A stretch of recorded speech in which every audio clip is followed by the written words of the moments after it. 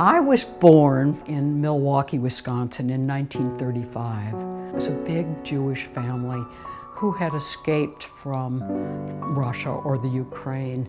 The whole big shadow of World War II was really right there. And I knew there was just fear in the atmosphere. And I remember saying to myself, if the Nazis come, if Hitler comes, I'm going to hide in my mother's closet way in the back. I went to the University of Wisconsin, met somebody who was going to medical school. I married him. We went on a honeymoon to a music tour. I think there were bare breasts in the Folies Bergère, something in Paris, and that was very exciting to me. So it was like, oh, I like women. I didn't ever expect to be divorced in 1968. I was ashamed. I felt bad for my parents. I had these 3 little children at home. It was a whole big mess and traumatic.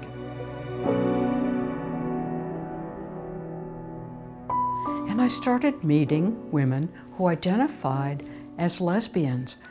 It was very exciting to hear this, and they liked themselves. They had an acceptance of body, acceptance of throwing off a patriarchal structure. It was so exciting to be part of the feminist movement that was happening at San Francisco State.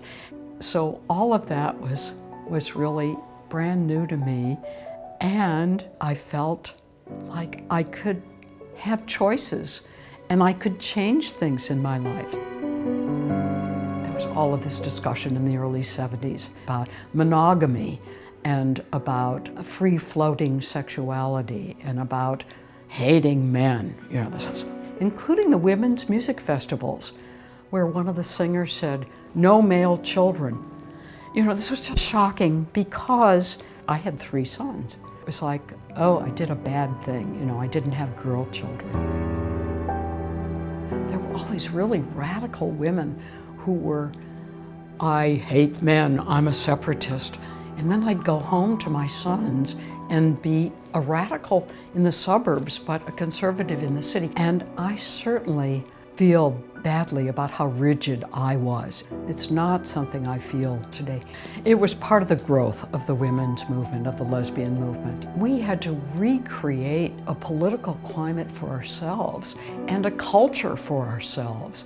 That was the place to be. When I look back on it, it was a place of great ideas and a place of movement and change. These women are my family and have just such respect and love and regard for. It's really exciting to think that they are a dear part of my life and my heart.